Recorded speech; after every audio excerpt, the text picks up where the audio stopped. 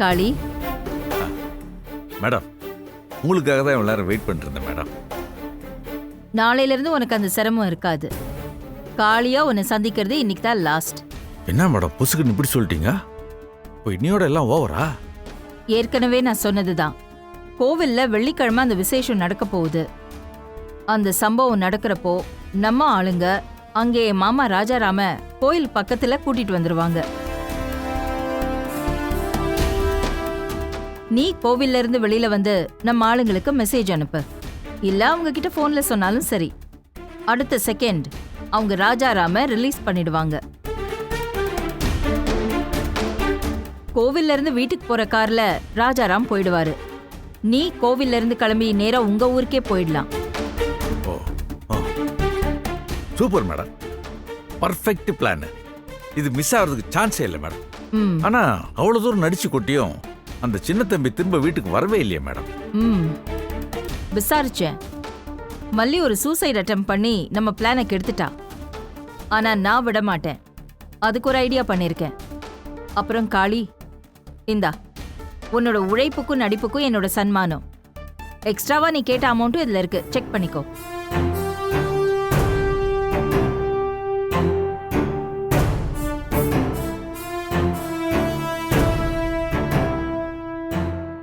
வேணும்னா எண்ணி பாத்துக்கோ. மேடம், நீங்க வேணா என்ன நம்பாம இருக்கலாம் மேடம், ஆனா நான் உங்களை 100% நம்புவேன்.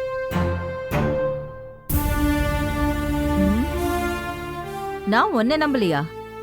ஏன் அப்படி சொல்ற? இல்ல மேடம், அந்த வீட்டுக்கு நடிக்க போகும்போது என்னால் நடிக்க முடியுமா, பர்ஃபார்ம் பண்ண முடியுமான்னு என் மேல் நம்பிக்கை இல்லாம இருந்தீங்கல்ல, அதை சொன்னேன். ஓ காளி, உன்னாலதான் என் வாழ்க்கைக்கே அர்த்தம் கிடைச்சிருக்கு. சோ உனக்கு ரொம்ப தேங்க்ஸ். உனக்கு ஃபியூச்சர்ல ஏதாவது தேவைப்பட்டா கூட நீ எப்ப வேணாலும் என்னை வந்து சந்திக்கலாம். பட் யாருக்கும் தெரியாம ரகசியமா. நோ நோ நோ, அது தப்பு மேடம். யாராவது பார்த்துட்டாங்கன்னா அது ரொம்ப தப்பாயிடும். அதனால நாளைக்கு கோயில்ல இருந்து போறதோட சரி. அதுக்கப்புறம் உங்க கண்ணிலேயே படமாட்டா இந்த காளி. அதுதான் உங்களுக்கும் நல்லது. குட். காளி, சும்மா சொல்லக்கூடாது. நீ பக்கா ப்ரொஃபஷனல் ஆயிட்ட. காளிக்கு தான் இந்த 13 லட்சம் பெருசு.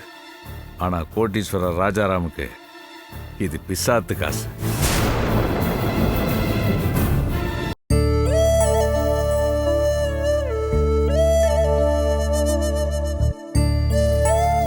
ஸ்வேதா, ஒரு நிமிஷம்.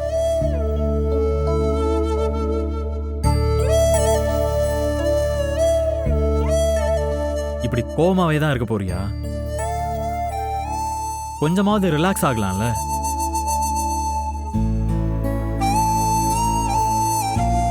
இங்க பாரு ஸ்வேதா, இந்த மாதிரி நேரத்தில் நீ இவ்வளவு கோவமா இருக்க கூடாது. ஏய், உனக்கு மட்டும் இல்ல, உன் வயித்துல வளர நம்ம குழந்தைக்கு தான் ப்ராப்ளம் தெரியும்ல.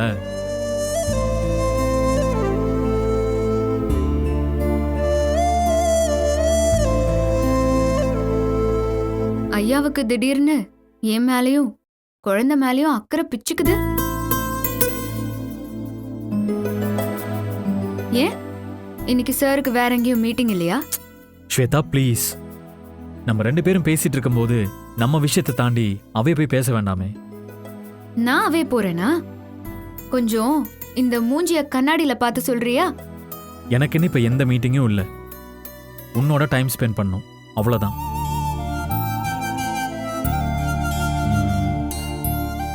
பெரியவங்க ஒரு பழமொழி சொல்லி வச்சிருக்காங்க, தெரியுமா? என்னவா? சண்டைக்கார புருஷன் பொண்டாட்டிக்கு கண்டிப்பா வருஷா வருஷம் ஒரு குழந்தையாமா.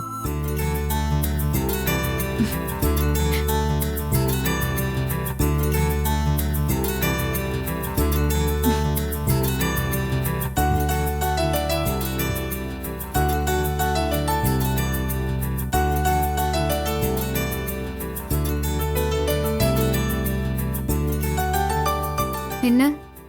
எவ்வளவு அழகா இருக்க தெரியுமா?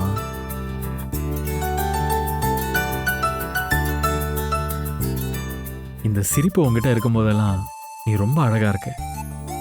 சிரிக்கலனா அழகா இல்லையா? அந்த மாதிரி எல்லாம் சொல்லலடி. அப்புறம் எப்படி சொன்னீங்களா? அப்போ சண்டைக்கார புருஷன் பொண்டாட்டியா தான் இருக்கணுமா? ஐயா சாமி, வேண்டவே வேண்டாம். எனக்கு இந்த ஒண்ணே ஒண்ணு போதும்.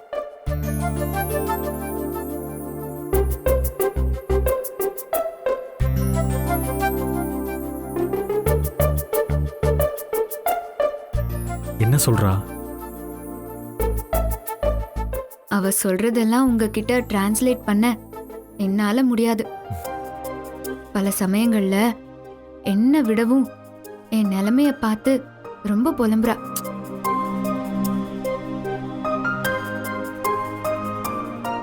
ப்ளீஸ் ஸ்வேதா, ரிலாக்ஸ்டா இரு. நான் எப்பவுமே ஓன் சந்துரு தான். உன்னை லவ் பண்ற, உன் மேல அதிக ஆசை வச்சிருக்கிற அதே சந்துரு தான்.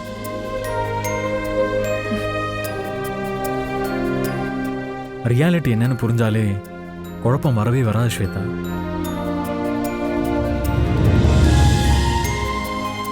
ஐ லவ் யூ ஸ்வேதா.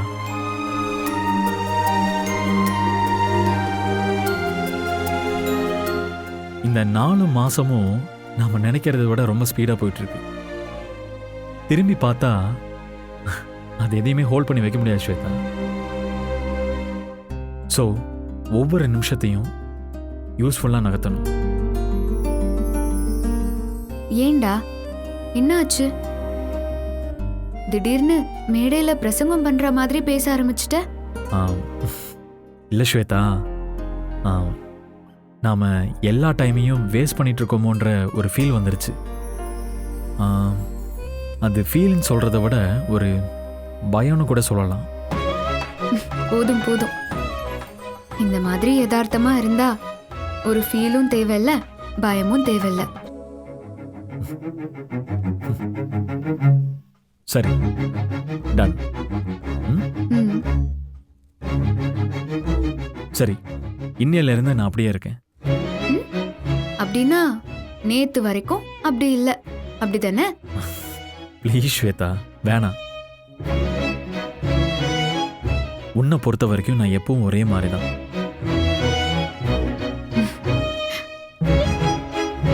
தேங்க்ஸ். சரி, நாளைக்கு நம்ம 2 பேரும் வெளியே போகலாம். நாளைக்கு ஆல்ரெடி நான் லீவ் சொல்லிட்டேன். தேங்க்ஸ். ஆய், சொன்னதுக்கு சும்மா தேங்க்ஸ் மட்டும் தான் சொல்லுவியா?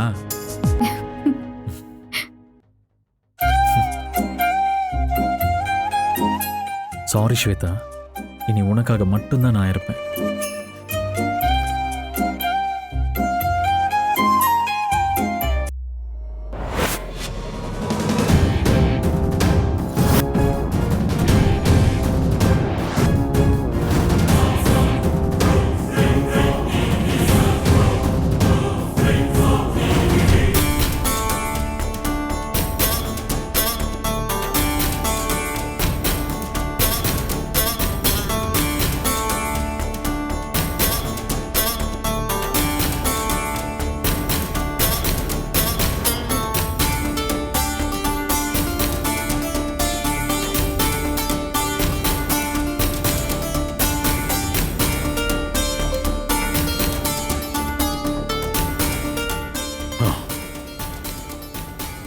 என் மேல கொஞ்சம் கூட நம்பிக்கை இல்லாம என் உடம்புக்குள்ளேயே சிப்பி வச்சிருக்கா அந்த மாயா.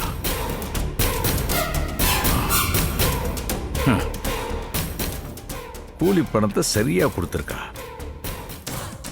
இந்த கூலி பணத்தை வச்சுக்கிட்டு எத்தனை நாள் ஓட்ட முடியும்? பொழுது விடிஞ்சு பொழுது சாஞ்சா இந்த பணம் எல்லாம் காணா போயிடும்.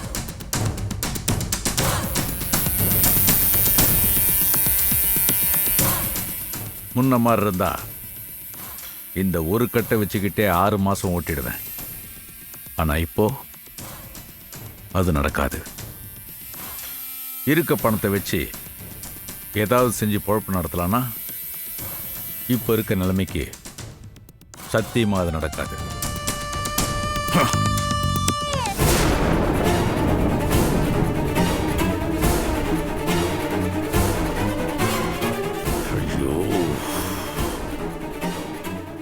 மைண்டு ஃபுல்லா ஒரே குழப்பமா இருக்கே. என்ன பண்ணலாம்?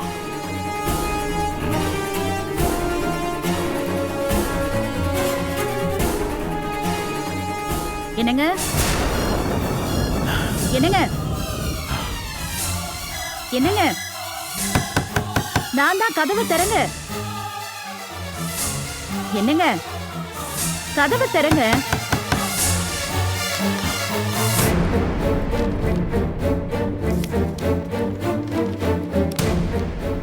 என்னாச்சுங்க?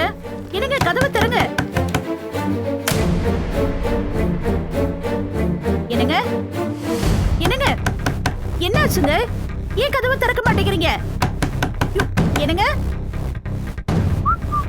என்னங்க என்னங்க என்ன?